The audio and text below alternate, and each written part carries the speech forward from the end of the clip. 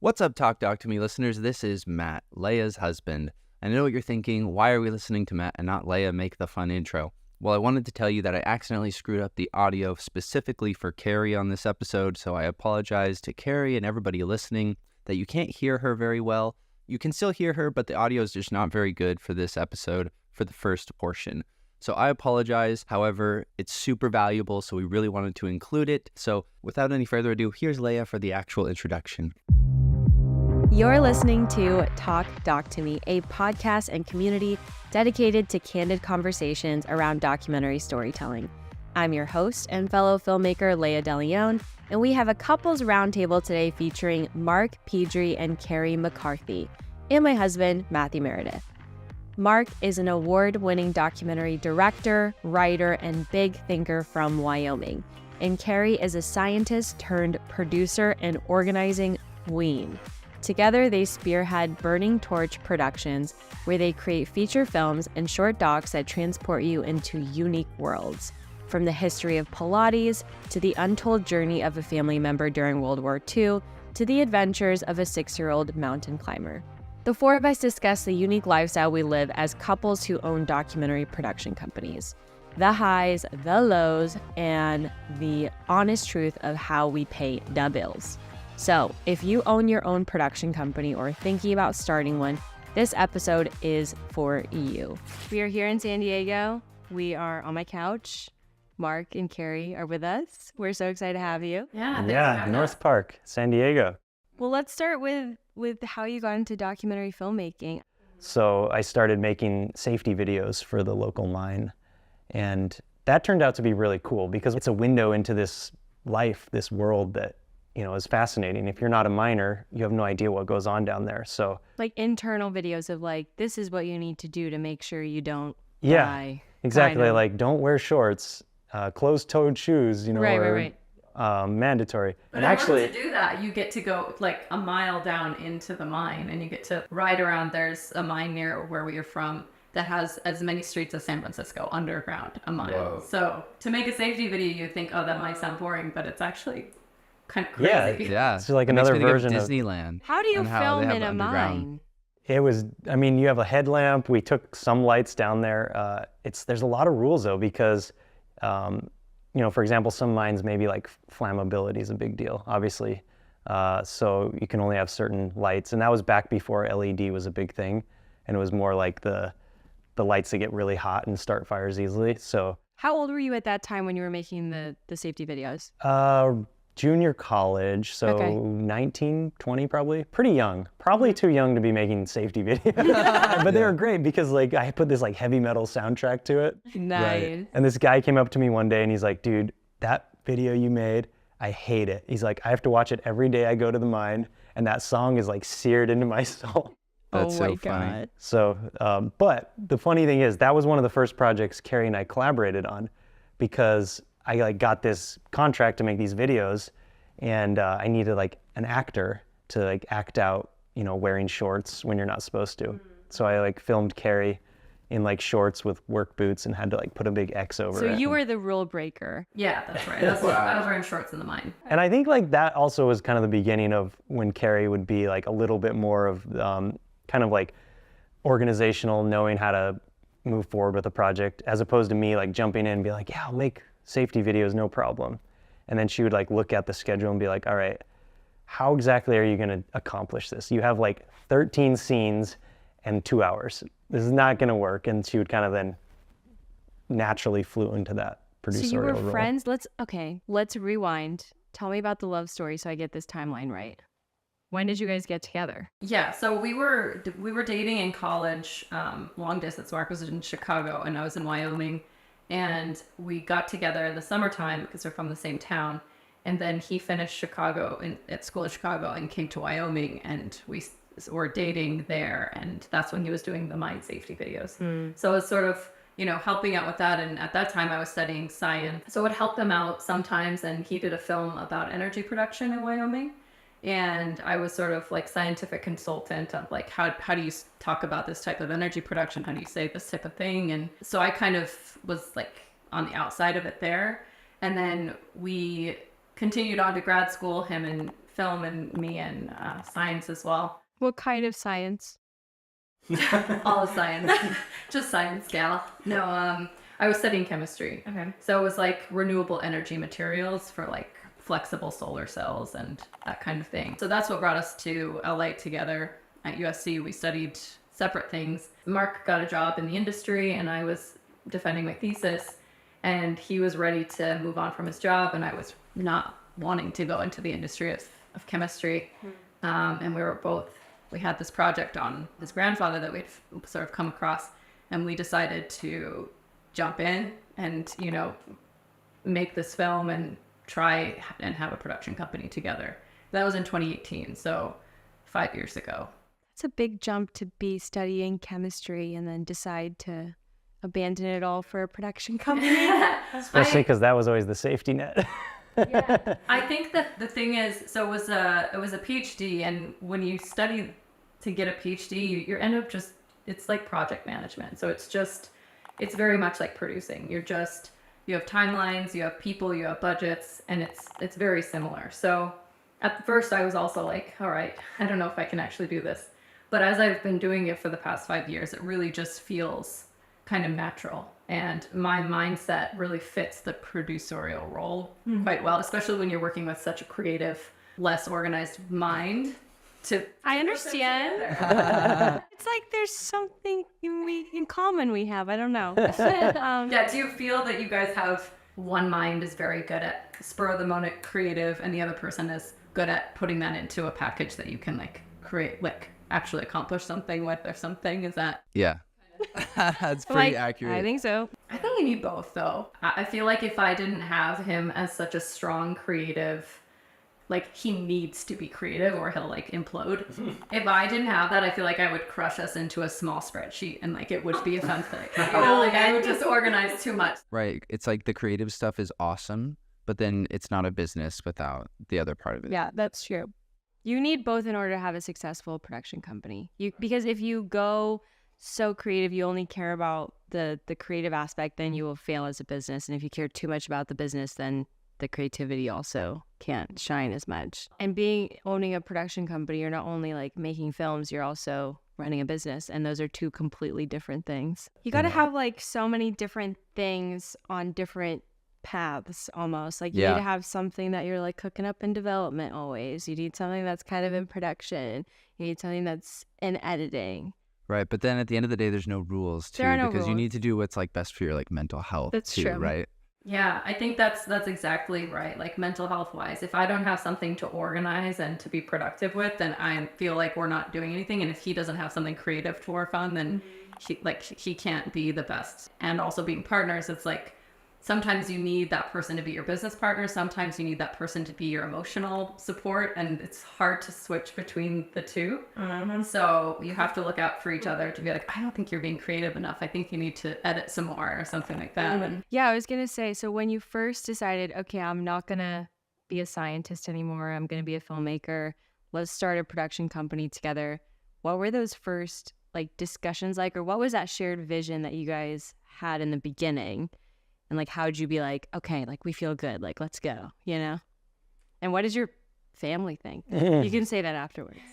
Well, my family always knew that I was never going to have a job. What makes you say that? I mean, I was just always like doing the most random things, you know, just like hustle it and together. And I never needed to have like the mortgage, white picket fence life. You know, that was like never the dream. It was always more like, man, if like I had a buddy in New Zealand that would let me stay there for 3 months, rent free, and all I have to do is make a film, sign me up. So like that was the life I'd been leading for like probably since high school, you know. And so my parents were pretty, like they got to the point where they knew they were no longer pushing like the, you know, doctor, lawyer, accountant menu towards me. Yeah. And I think they were just grateful that I wasn't like, you know, imploding on the street or something, but like I was kind of thriving in this life. Mm-hmm. Maybe not financially, but personally. Carrie, is it different? I think my family, I mean, you go into like all this school and they just assume you're going to get the job. And then I was like, so I'm not going to apply for any jobs. I'm going to make a film instead. And I think that they sort of just thought, oh, this is a thing. She's going to pivot back, and like, there's no way she would not use that degree. And then like, as we started building the company and started making more films, I think they started to understand that like the fallback on chemistry wasn't going to happen. And it took a while, but you just kind of have to do your own thing and show, like, if you love what you're doing and you have a great partner and a great team and it's successful, then they can't really say much, I guess, is the end of it. But to your question of when we first started, what was our thoughts? I honestly was like, I can fall back on chemistry. I could do that. It's scary when you're like, all right, we're both not going to have a paying job. We're going to try and make a film. And for ours, we were like, we're going to ride our bikes across Germany and support it. So like, it was making a film and like diving into something physically that was a little bit unexpected. So daunting. Yeah. And I think we just were like, you know what? It was like jumping off a cliff. And I think we both were looking for that at that moment. And we weren't sure, but I don't think we wanted to be sure. Yeah. And I think that's the why you do it. If you knew everything that you had to do, you would definitely not do it because it's too scary. It's too much. There's too many obstacles. But all you see is one obstacle right in front of you today. And you figure out a way to get around that. And I think that's like owning a production company in a nutshell. It's like, you can't think 10 years out. That's terrifying. Like, who knows what the industry is going to look like? You know, today we make revenue in like 10 different versions, and you know, they're all changing all at once. And I think it's like, it's just not a job that you can CEO. There's like no place for a CEO in our company. Yeah. But I think going back a beat, when we decided to like the vision for the company, I think a lot of it came down to, this was just the life that we wanted to live. And it wasn't, you know, we want to make the best movies that anyone's ever seen. It was like, no, we want to tell the stories that are accessible to us, that we feel are important. And we want to, you know, spend our lives, our time out there doing that. We don't want to save money up to then go on a vacation for a small amount of time in the place. We want to go there for 3 months, even if we're working, you know, almost the entire time. Right. How would you describe the lifestyle of someone that runs a production company like us? Or like, because I like what you said about, you know, you don't necessarily want like a white picket fence or a mortgage or something. Like, there's a lot of ideas of success, or, you know, what that looks like. But I like the take on the lifestyle, because I think that's something that I feel like I've come to terms with a lot better in recent years, of like, you know what, like, yeah, there's a lot of uncertainty and it's kind of a crazy wild ride, and your priorities shift for sure.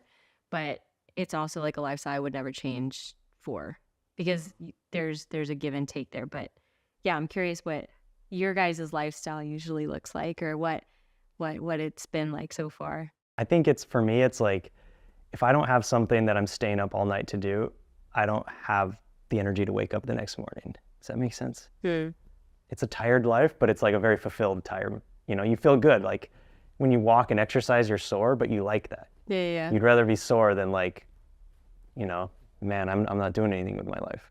Right. Training for the championship rather than anticipating monotony. Even if the championship never comes, even if your life is literally just the training, you know, but like, that's what it is. Like when someone wins a championship, it's not about that one night. It was about like the entire life leading up to that. And that's a fun life. Nearly no one in our life has a similar lifestyle. So it is a hard lifestyle to explain. My brother all the time is like, I really don't understand your life. Yeah. I'm like, I don't either, kind of. And then you show up to like family Thanksgiving and it's just like so disorienting. Yeah, you don't even know how to talk about it, because you can't like just, it's not like going on a trip and coming home and telling your family about it, because it's like you go to Europe for 6 weeks, there's like no log line of that experience. You basically moved to Europe or wherever you're shooting, and so I think there is it's hard to connect. Yeah. Okay, so we talked about our lifestyles. Our lifestyles are definitely weird as documentary filmmakers and production company or owners and couples. Actually, that is true. But like, so many people want to start a production company, or maybe not everyone, but a lot of people think about it. They're like, oh, like, you know, how do I make more money? Maybe I'll start my own production company. Like, what are those tips? We've stayed alive. You guys have stayed alive for 5 years. We've stayed alive for about this like 4 years. Yeah, like 4.5. So 4.5 years. So what do you feel like contributed to your success of just surviving as a company and a couple during this time? That's a great question. I think we should give Mark credit, to be fair. He started, so our company's called Burning Torch Productions. He had a dream when he was young, and he went in his garage. He started Burning Torch Productions, not officially, when he was in high school, and he like made a torch to like make this flame, and he made his own logo. So he was in high school and had this dream. We actually, the company didn't come about until later, but it's always the LLC or whatever. What year was later. the dream had? That was like 2008, 2007 probably. Yeah, that was early on. And I think a bit of tangible advice is that oftentimes you're not able to just start a production company and have a company. You know, if you want to own your own equipment, etc., that's a great idea because it allows you to pick up and shoot on a whim. But if you don't have capital to buy that, I think something good to start with is maybe don't jump in and quit your job all at once, but hop on a few projects, get going, get contacts, because I think one of the best things you can have as a production company is contacts and having people to crew up with or people to bounce project ideas off of. We find this working in Wyoming, it's isolating when it's just two people. So I think if you can build your network so that when you have a company, you can thrive. I think that's something that's helped us a lot. Collaboration. Yeah, and I think learn to like, don't pigeonhole yourself into like, I'm only a director, I don't shoot, I don't do sound, I don't PA. It's like, no, you need to be doing all of that stuff, especially early on, because like Carrie said, get your network, your group, and they're gonna call you up and say, hey, I need like a boom operator, and you just say yes, like say yes to everything. That's revenue, that's like building trust.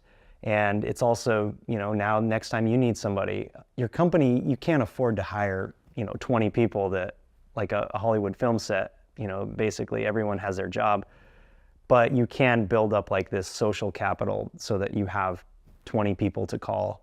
And you're going to be working for reduced rates sometimes, and then they're going to return the favor when you really need it. And it's just like that camaraderie is really important. And slowly get as much gear as you can. Like buy a camera, rent it out. There's like 10 platforms now where you can rent out gear for as low as like $10 a day. So whether you're the one renting it for $10 a day or you're renting your camera to somebody else, like that does two things. One, it allows you to be able to shoot stuff really cheap with no overhead. Two, if you're on the renting side, you're meeting great people. You're meeting like people that are coming up with you. And those are the people doing interesting work. They're the ones that, are kind of like pulling the all-nighter because they have this music video that they're shooting with like a little bit of budget.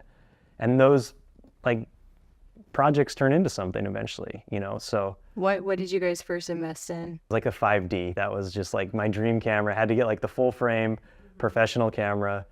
And, there's like empowerment in having like a real camera. Advice aside, like what was your guys' just like your trajectory as a company? Well, Mark made some films earlier when we weren't like working together. So in the 20-teens, he made one about Pilates, which that is a niche group of people, and there wasn't a film about Pilates. So that was sort of a way to, which is also great advice. If you have some IP or an idea that is so niche, but there's an audience for it, get inside of that audience. They'll buy your film. They'll come to your screenings. They'll be your interview subjects, etc.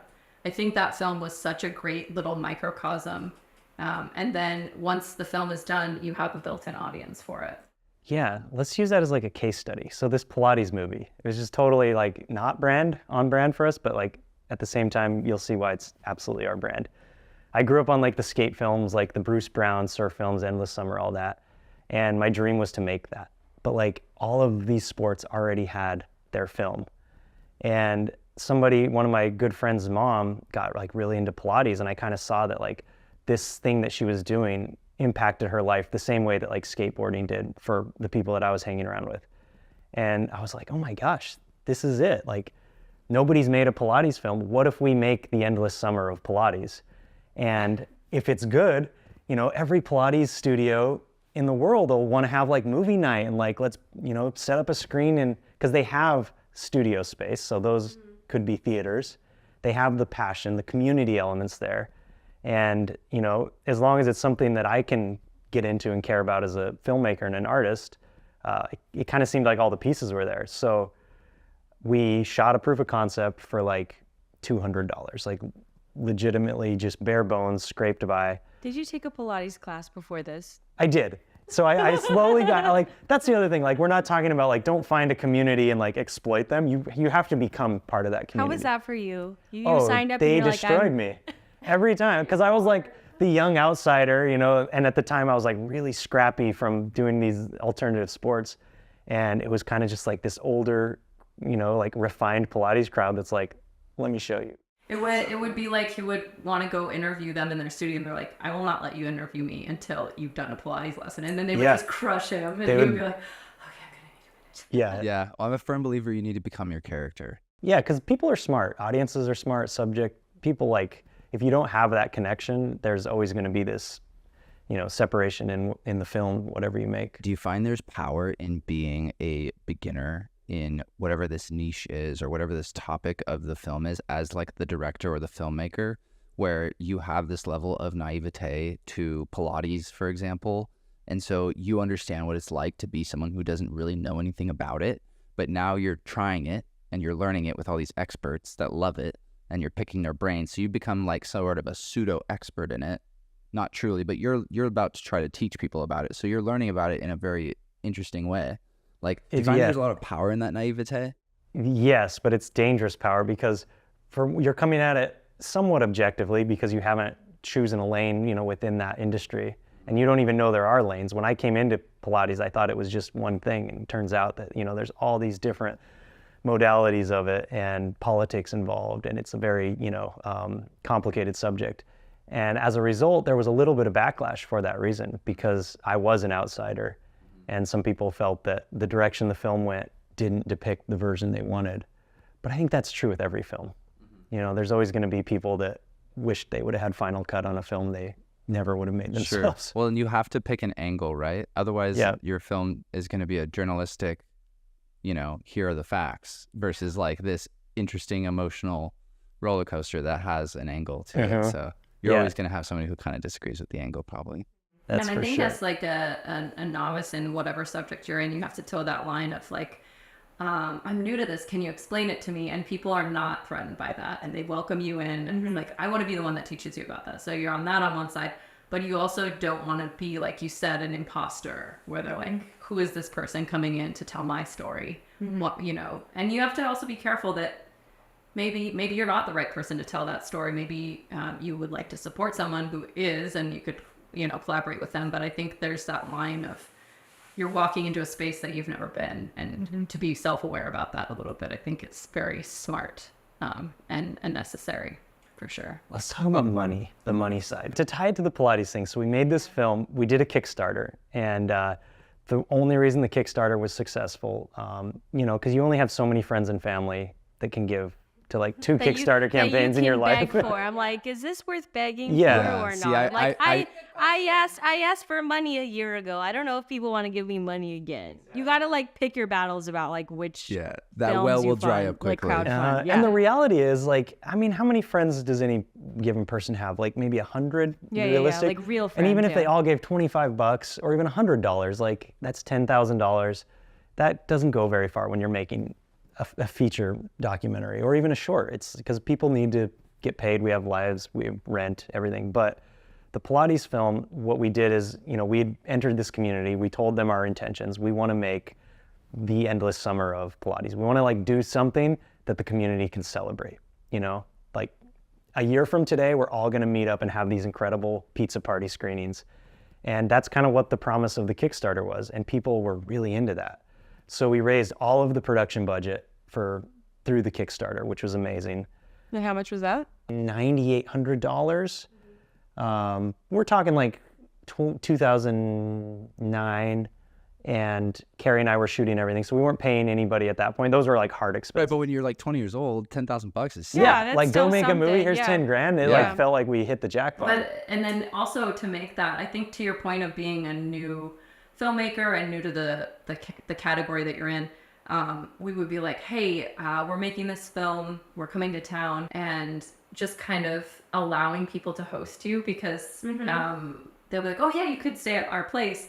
And when you're young and new, you're like, yeah, okay, I'll sleep on your floor because we don't have any money. And just like taking that as also an opportunity to get to know your subject a little bit more. If they're offering you into their life, I think that's what helped also coming into that. You become like, there's so much more, like the trust is huge, because they're like, this person is sleeping on my Pilates studio floor. Right. They must like really be into this thing. Like, I'm going to give them all day tomorrow and the next. It's a superpower as an independent filmmaker. Like, you are not coming in with a ton of money to like shoot an interview and get the heck out. Like, you're there to make a film because you care. You care enough to sleep on the floor or wherever you need to, or to sleep in your car, whatever. I think that goes a long way toward trust. And so don't be afraid to do that, I guess, would be the advice. The intimacy is unmatched, you know. And I was like, I brought it up to Leia. I was like, you think in your like documentary courses, and I brought this up to the professor, like, what if you slept over at their house, you know, like, would that be an accepted thing? Yeah, that's a good point. It gets gray, because like, but logistically it normally works out well. It works out so well, because right then the whole schedule, you're right there when they wake up, and you know there's never something you're gonna miss because they didn't tell you, because you're there. It's funny because you can't really assume that someone will host you, right? But I think that is an ideal situation, because you are like closest to them. You can have those moments where you're just like having breakfast and you're not filming. I guess there's a balance. Yeah, sure. So you raised $9,800 on Kickstarter. You made the movie. Met a lot of great people. And one of the perks was, you know, you get the movie, and then we had this other one that was like, you get like a VIP screening. And we like, I think valued it at $350 or something. And it turned out that like people wanted to have that screening. That was like, even though they paid us $350, they were just like, nope, we're gonna buy our screening package and we want to have this screening because we support the film. And like, they were happy with how it turned out.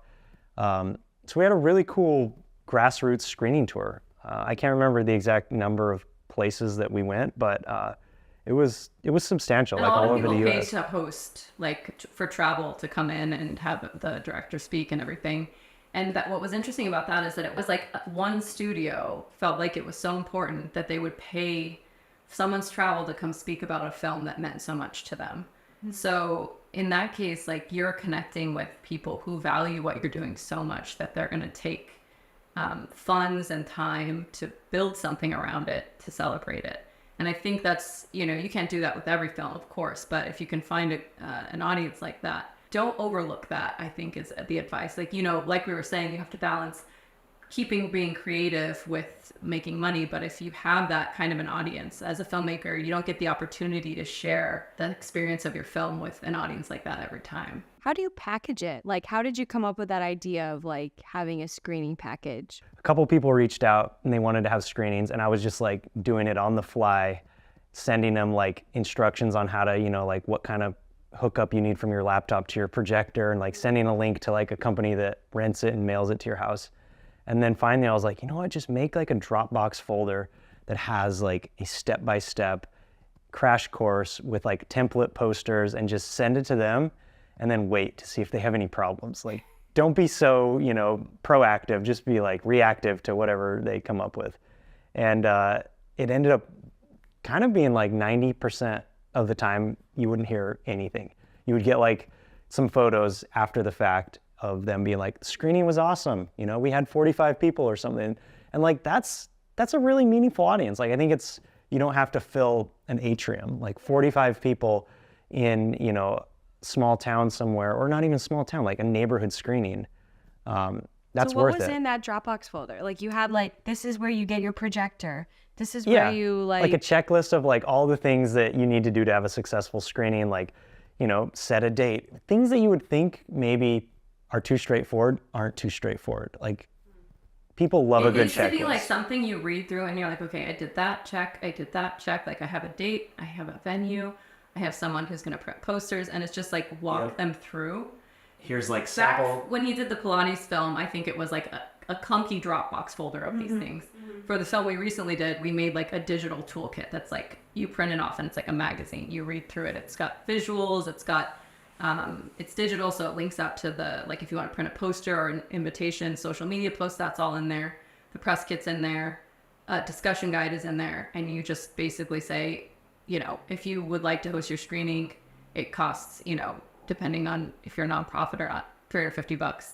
We'll send you the toolkit. We'll send you whatever film you need, and you do it on your own. So it's like public exhibition license and toolkit. Right. What was your cost versus profits, like your profits and losses on doing something? Like your $350 I pay you, I do a screening in, San Diego, California, and then how much are you guys like taking home from each screening? So during that time, I would send you a Blu-ray that had like a nice note on it that says like, this is a screening Blu-ray, please send it back if you think about it. And most of the time everyone did.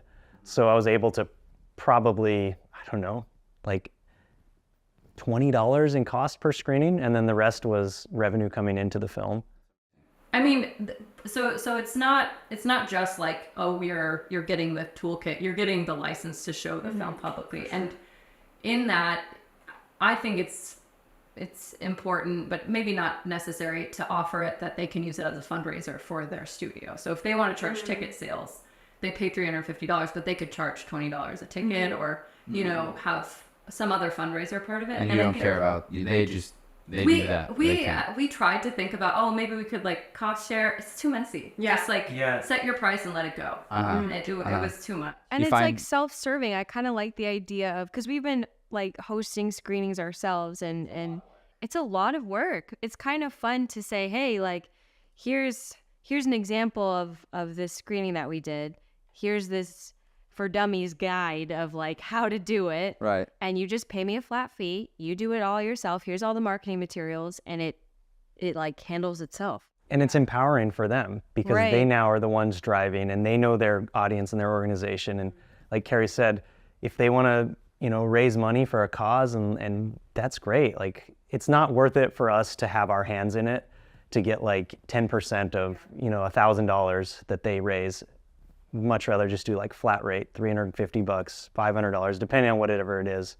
And then we can focus on what we're good at, which is making the next film and continuing to have, something to be able to, I guess it's like a little bit of intellectual property that, like the Pilates movie, there's still screenings happening. And that film was finished in 2012. So it's 10 years old. Wow. But like this feeling of gathering to celebrate something that you care about never gets old. How do you get that out there? Like, who taught you how to do this? I think the thing is that with this one, I think, because I was kind of on the outside at this point, but I was part of it a little bit. And I think what happened is we got really lucky, because the friend who introduced Mark to the Pilates, she's every year going to this convention for Pilates. It's called the PMA, the Pilates Method Alliance. And it's like 1,000 people just gathering to celebrate Pilates, all the new things and talking. And they let us have a screening. So everyone got to see the film there. And then there we said, if you'd like to show this in your town, you can reach out to us and we'll send you everything you need to do that. So it was like conferences. Conferences are huge, yeah. And it's not, I wouldn't call it luck. I think there was a lot of agency of us being like, this place is the center of the Pilates universe. Like, we need to let them know that like we want to be there. We want to like offer whatever we have. And we went an entire year before the premiere and we filmed there, because we told them like, this feels like this is the epicenter of Pilates. Can we document this?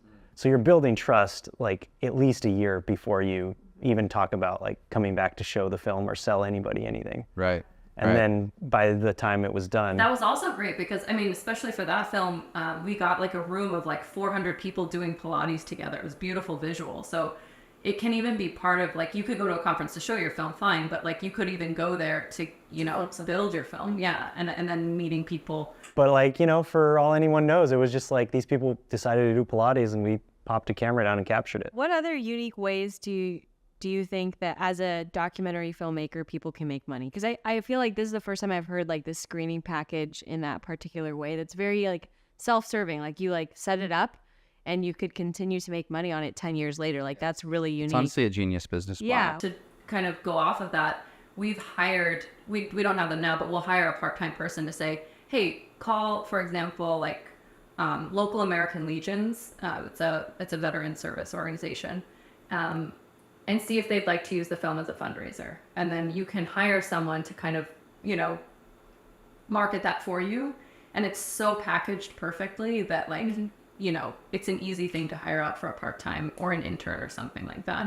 And you can kind of hand that off to them because they don't have to organize the screening. They don't It's have already to do that. done. Yeah. It's just the point of contact. Yeah, they just need to be decent at making a foot in the door I mean, it's the conversation. sales. Maybe you'd be good at it. We're not. That's why we like look to other people for that. We're not good at sales. We learned that.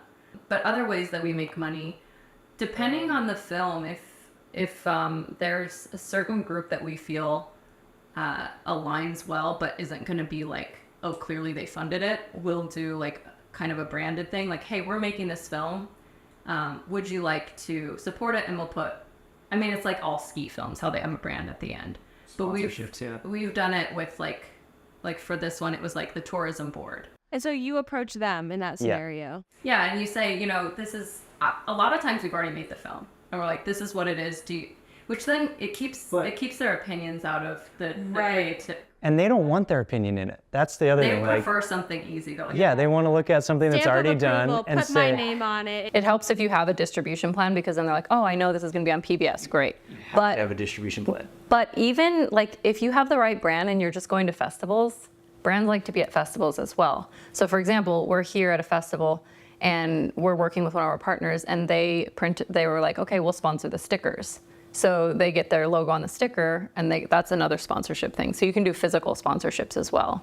Or like a screening we're doing in Utah, we're partnering with somebody who's paying our screening fee, but then partnering with someone else to fund a free DVD for everyone there.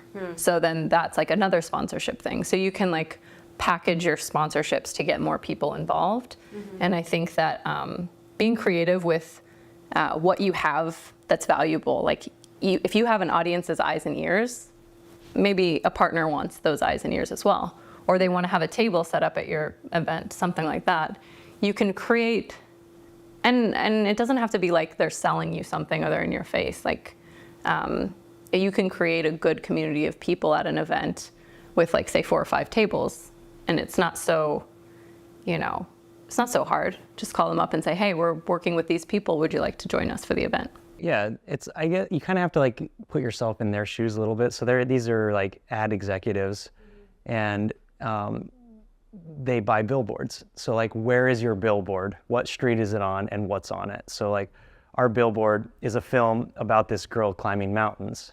What street is it on? It's on Comic-Con. So like, we're introducing this potential, you know, sponsor to a property, I guess, and then working on what's that worth to them, what do we need, what value comes out of it. Right, I was just gonna say, like, is it on the pitch deck, do you have a number in mind? Is it something that you just show the film and you're like, are you interested? And then you talk numbers, or you think about the value first and you're like, this is how much it costs? Yep, definitely. I would always come with a price and have a list of prices of like, this is the top value, here's the second, here's the third tier. Always, you know, have the ability to negotiate and be able to work with them to like, you know, hear what they value and what they need to get out of it. But we tried the first version where we have no idea what it's worth or what we need out of it, and it's just not a good conversation each way. It's hard to pitch. They're like, so like, what are you gonna use the money for? Or like, how many people are gonna see it? Or and what we found too is a lot of times we're like, you know, so it's gonna cost us this much for travel, this much goes into this line, and then we present that to them, and that's not as effective either. They just want to say like, what is the value of this sponsorship at this level? $5,000. Great. We have a budget for that. We believe that the return that we're getting on it is of that value. Most people don't want to break down if you're like working with like a corporate marketing person. I think they just want a number and they write an invoice and they're done. They don't want to follow up with you. It's not a grant. You don't have to account for like, yeah, we flipped our flight and it ended up being a little less and we moved it here. Yeah, they don't care about your personal life. They want a flat number. Yeah. They want to know and pick and be done. Yep. Yeah. And see that it was worth it. Like, right. They want to see that, okay, that thing at Comic-Con was really cool. The film played, they had a good audience. But they don't care about, we had to cancel our car and switch to another company and like ended up costing us more. Doesn't matter. Yeah. The other thing I wanted to say about working with partners is that it's really hard to just call up a company or an organization and think you're gonna wow them. It's so hard to call someone and say, hey, I need time out of your day to tell you about something you don't know about that you're gonna need to spend money on. Yeah. Nobody wants that. Yeah. How do you break through? To be honest, the conference thing is helpful for that because you get face-to-face time. And even if that person at that specific organization isn't the marketing person or the person that's going to help you, you can say, hey, do you have someone you can connect me with? And then they've seen your face and they're not going to, usually they don't ghost you. They can make an intro, or you can email someone and say, hey, I met your colleague so-and-so at the conference and they mentioned I should reach out. And I don't think we've ever gotten support from a person that we haven't had an in-person interaction with or a very long time to get to know. Like a legitimate connection. I think it comes down to just like, you need to know them, they need to know you.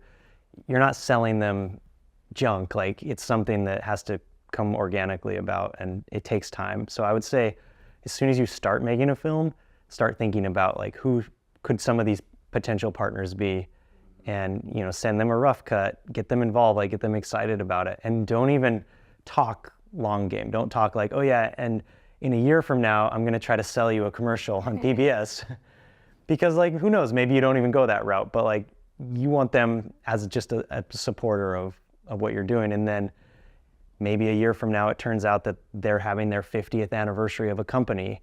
And it's like, you know what if we screened our 7-minute film as you talk about how your company's been doing great work for this particular community. And then they now have like a budgeted item in their 50th party to like pay for your film to play. So after you do all these very creative things, there is always like just the old school like video on demand that, maybe you go with a third-party distributor, or maybe you like sell off to a streamer or somebody or a network.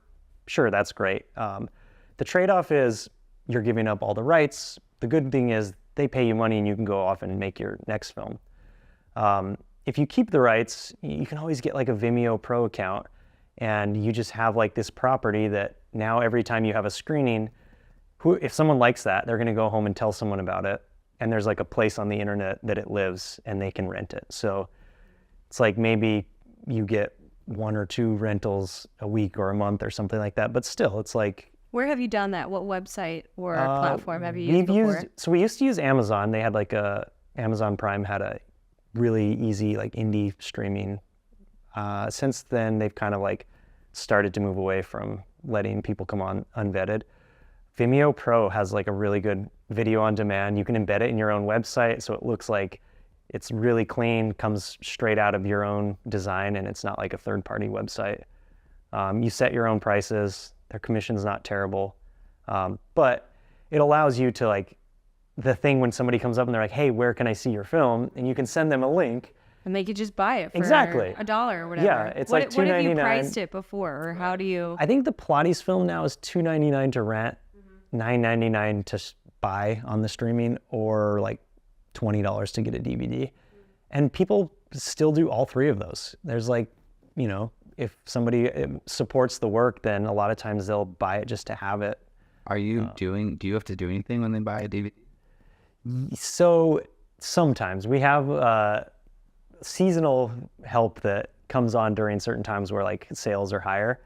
But on occasion, yeah, I'll have to like mail off a DVD, which is, it's not bad work, but it keeps you in check. It's like, director has to send his own DVD to somebody in Pennsylvania. Like, that's. Did you have another thing about money you wanted to talk about too? Yeah, and then I guess the last thing is just thinking about like the way the bigger system works and being like savvy on controlling kind of like, you're the producer, so like you're making this thing, you get to decide every outlet, of exploitation of this property.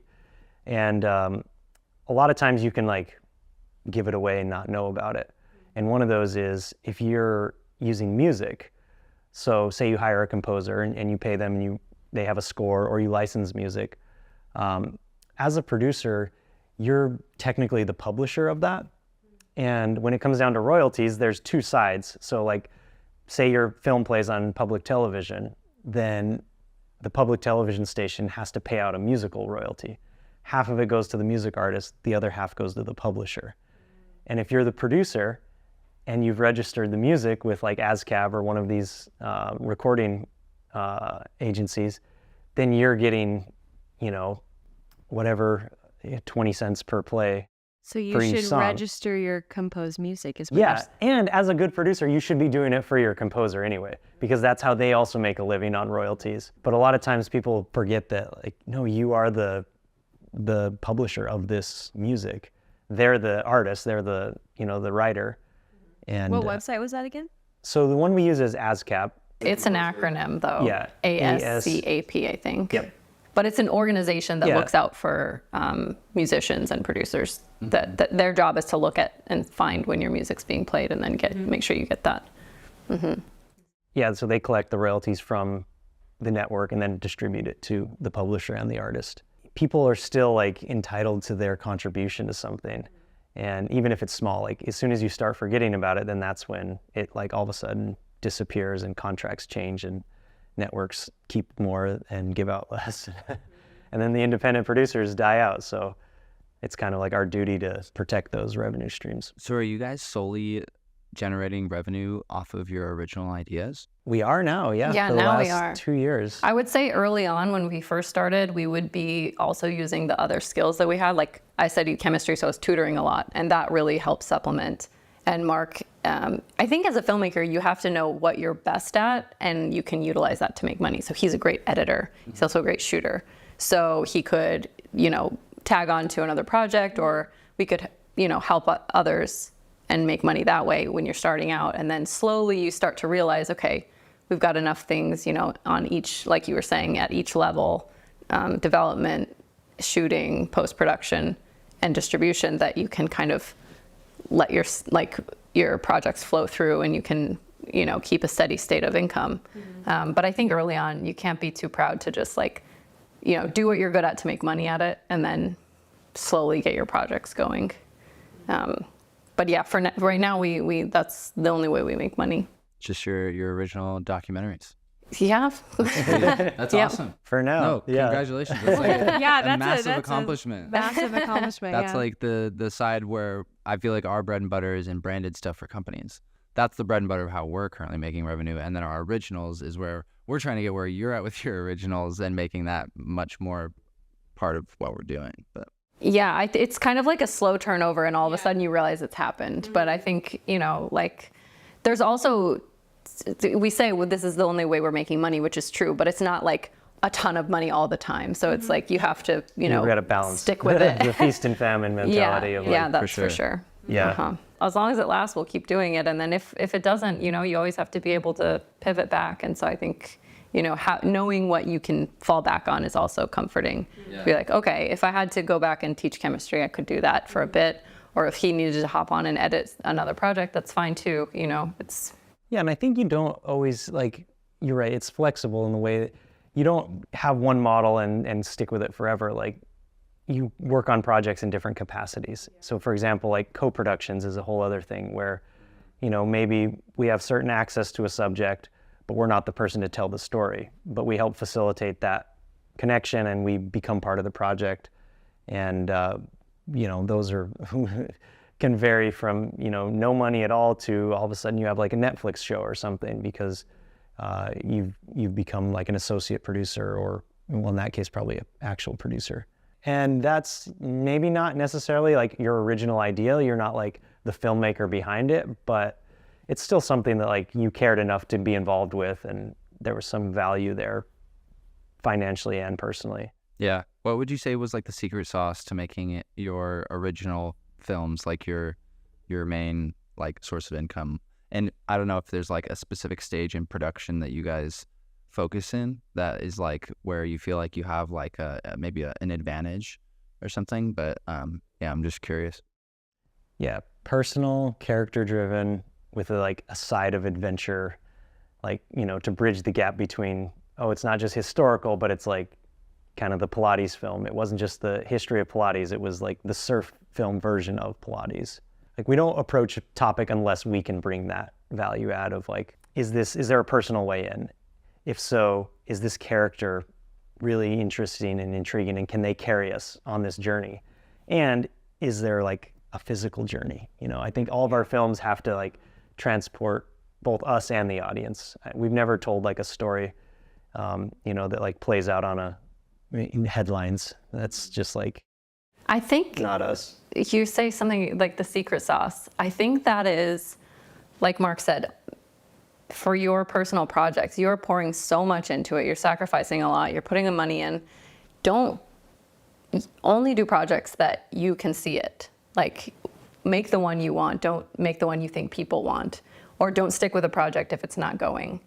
And then hustle like crazy for distribution. Like, you can't make a beautiful, wonderful film and then no one sees it. Like, we've had that before where we're like, this film is great, but we're so exhausted and we've only just started distribution. And like, that is the long run. Like, you gotta have endurance on that for sure. I think the secret sauce is perseverance on the whole process from development through distribution. Starting with the end in mind. Sounds like you guys are good at that. Yeah. Because that's a not everybody thinks like that, right? You're just tapping into the audience better. Like, I feel like, and I can speak from my own experience, like, I'm so obsessed with like making the best film. Like, I'm so obsessed with like just making the thing. But then when the thing is made, then it's like, now what? You know? Yeah. And it's very confusing about like, you have this beautiful thing. We have 100% of the rights, right? But like, you don't have the experience of like what that actually means, all the different screening opportunities. Like, you think, oh, I want to just make my Netflix movie, but there's lots of other like small pockets and potentially even more meaningful like screenings and experiences that you can have if you just like really understand who your audience is. I would say definitely more meaningful. Maybe not more financially savvy, but like you're like, we had, I mean, this really great film we made. It went on PBS and then it was like millions and millions of people. What was the coverage? Like 180 million people saw this film. Wow. But you don't meet a single one of them. Right. And then we have another film and you go and screen it with 40 people and someone comes up to you and gives you a hug. It like feels like it's your wedding night. You have this like connection and purpose for existing that is like nothing else. So the meaning behind these screenings that are smaller is just like completely uncomparable to whatever the biggest distribution deal is. But you do need money, so sometimes you trade a little bit of that you can hold feeling, both of those at the you same can have time. both. You can have both. That's the cool thing. And I think now, even like Netflix deals, like producers should definitely like when they go into those deals, be like, okay, you can have everything, but I still get to have community screenings. That's very important to me because I made this film because I want to connect with people, and I don't want to connect with them virtually on a late night scroll. Like, I want to book out a community center. I want to bring in a panel of people and like put in some time and effort because like this is your life. You've given a year to it. Right. I think each episode has sort of organically created its path of like, what is the main piece of value that gets out of this? I feel like we've dove a little deeper on like how you guys have just like made the audience. Like, you guys really tap into the audience well and the distribution, because I think I agree with what you said of like, I just get like burnt out by the time that the film is done, and you really need to like have that endurance to be like, no, like this is why we made it in the first place, and to like kind of have that. Well, but you have to know what to do with it. But it gave you energy because you thought about distribution at the beginning. Right. I think that's a good point, you know, but as you're making the film, you're meeting, like you meet your character, you meet their friends, you meet the people surrounding them.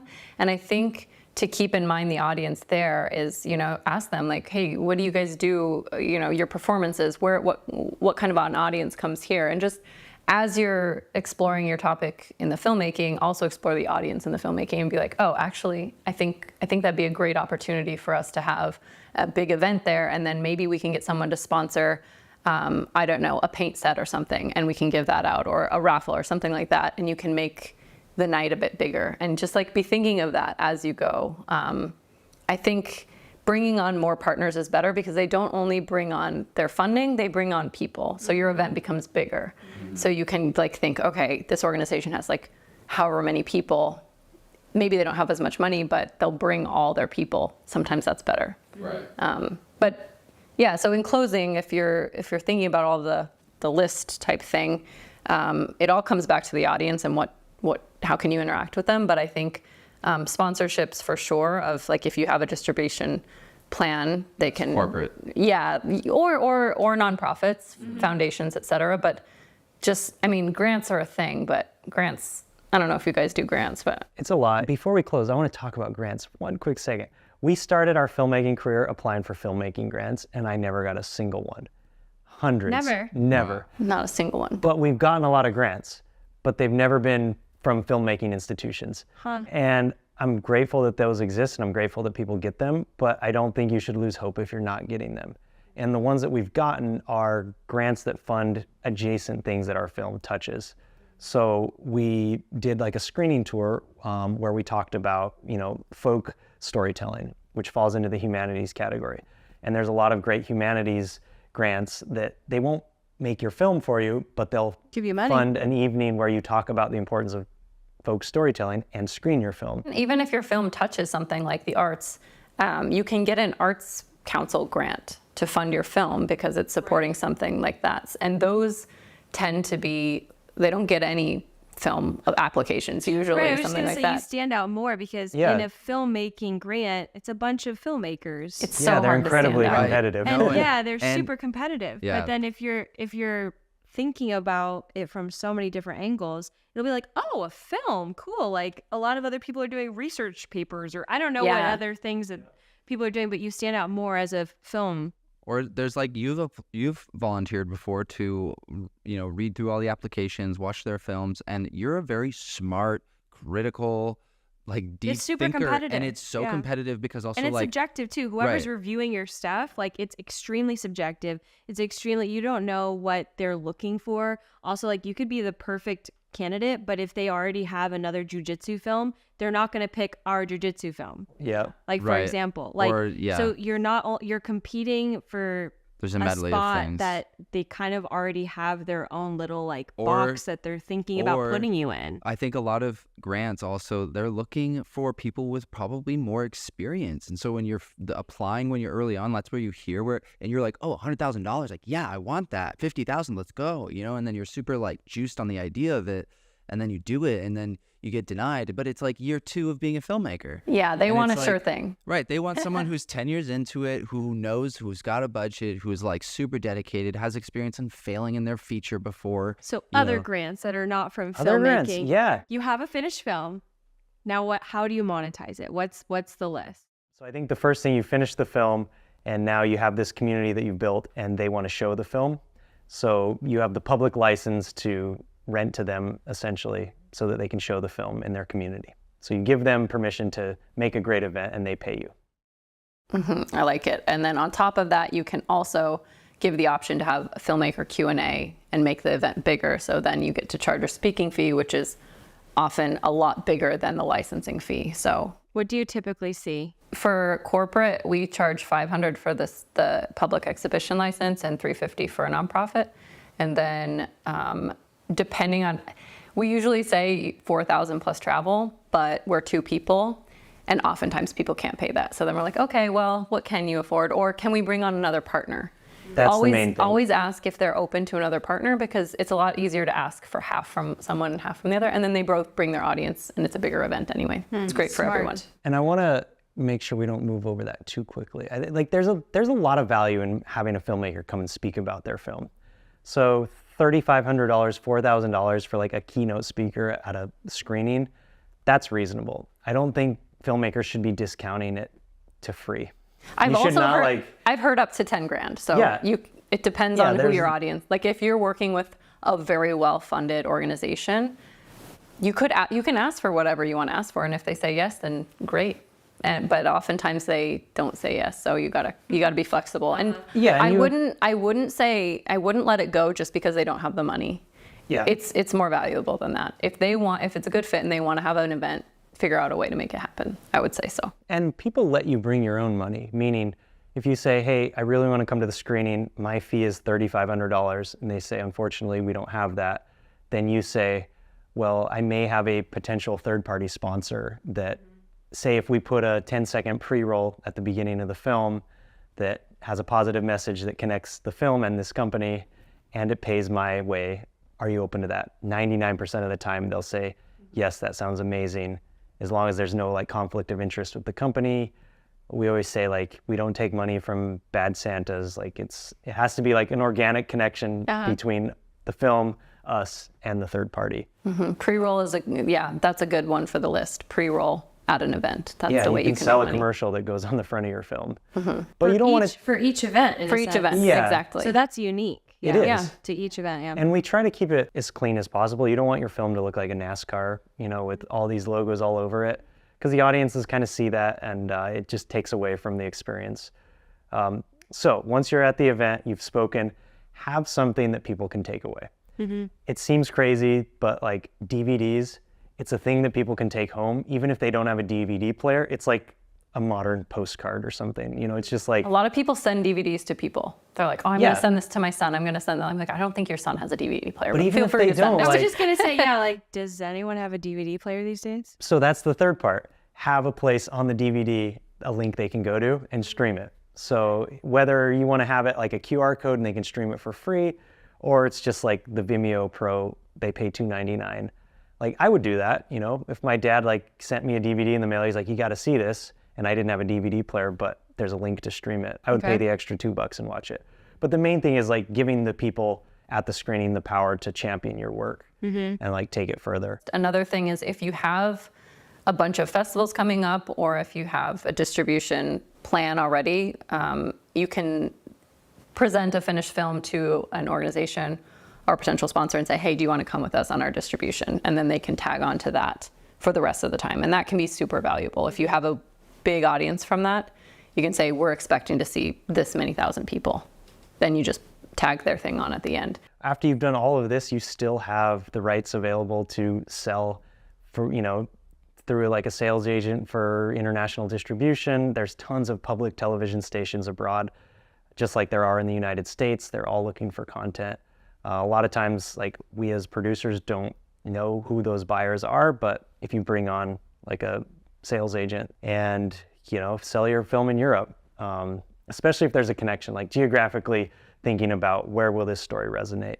Right. And then keeping those rights to continue all of the other things you're still doing. Like you always want to be able to like go into a school and show your film. That's like the scariest thing I can imagine, to like be a filmmaker, spend years of my life making a film and not be able to go talk about it at like a high school because I've sold the rights to somebody. And so keep your educational and community screening rights for sure.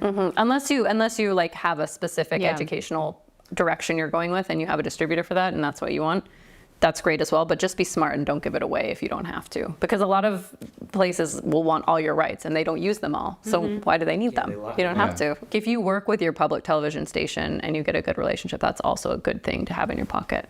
It's Wyoming PBS, so they're very supportive. Would recommend. I think the other thing is never forget about it too. Like even this Pilates film, I put 2 years of my life into it. It felt like, the center of my life for a long time. And then eventually you slowly start to move past it. And then somebody reaches out to you saying they just saw it and it moved them in a way and they want to have a screening. And it's just a reminder that like, how many times do we go back and watch old films that meant something to us? So yeah, reviving an old film. I met one filmmaker and he's like, I am doing 10 screenings across the country of a film I made 20 years ago, and it's been bananas. Like people love to come back to that and just, dig that out. If the meaningful message is there for them, right? Like why won't it resonate still? And making sure that it's accessible to people still. Like you can't just, I guess you could upload it to YouTube and hope it just stays there, but every film we make, we kind of think that like, you know what, we just have to make this last film.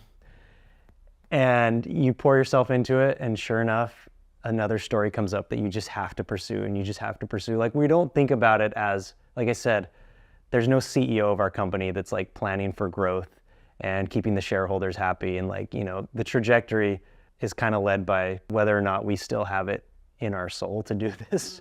And it's, as we talked about, like it sounds like a fun life, but it could be pretty tiring and long hours, and it has to be worth it personally, more than it has to be worth it financially, because there's easier ways to make more money quicker. Oh, for sure. Especially when you're both in it together, like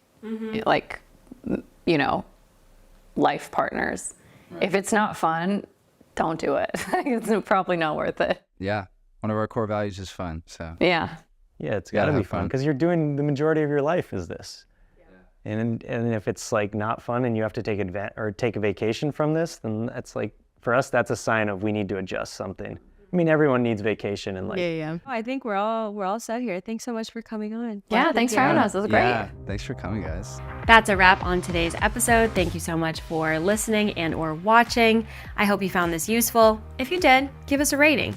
This will really help us grow our audience and better serve you. Also, if you love talking docs, join our weekly Discord Wednesdays at 5 p.m. PST, where we discuss a doc of the week and check in with each other. Talk soon.